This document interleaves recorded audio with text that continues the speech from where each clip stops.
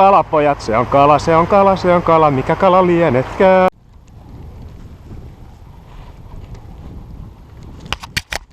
Nyt on kalapojat. Nyt on kala. Nyt on hyvän kokoinen. Nyt on. Tosiaan ensimmäistä kertaa elämässäni on hauki. Ja niin kuin näkyy, niin ei ole mikään ihan pikkumölli. Siinä on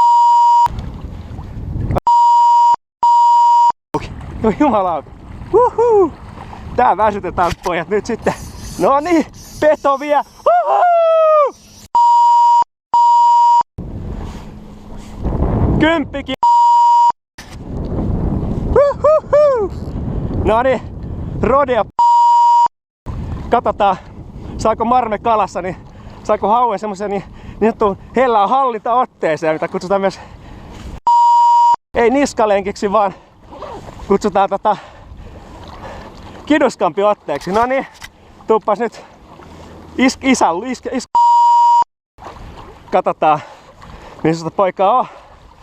No niin, tuuppa tänne, mikä krokotiili. Mut mä en haluais päästä sua nyt tonne Kaislikkaan, koska siellä tulesti suhisee.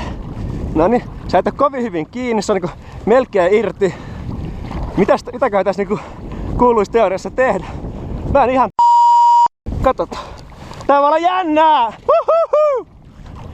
Mulla on tää 10 kilonen kiinni. Tai 5 kilonen. Tai 2 kilonen. Tätä tietää. On se komea koko. Ihan kiinni enää. Uhuhu! Mitenkään mä saattaa.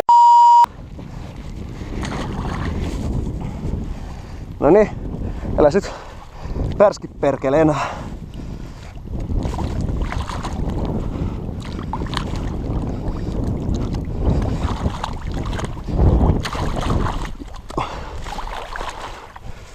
Siitä niin saatana.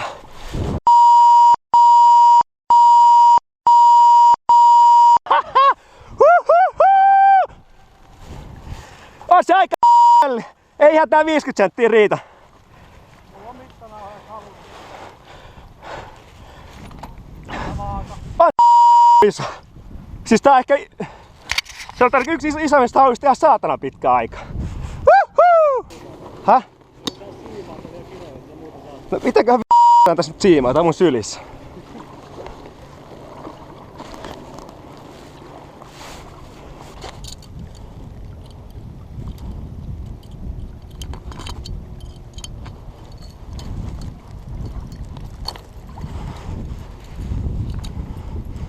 No niin, sit vasta.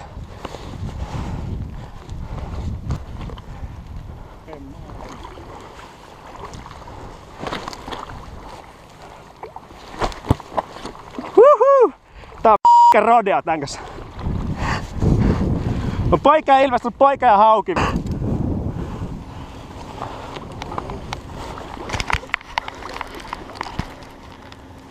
On se hyvän kokoinen kyllä. Paljonko on kiloja? 4-6. Okei. Jos pois.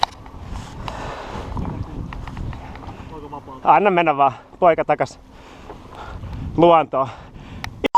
Pisti. Joo, se on hyvä kokoinen. Voin sanoa, että meitsä on vähän pikkusen hauen limassa, mutta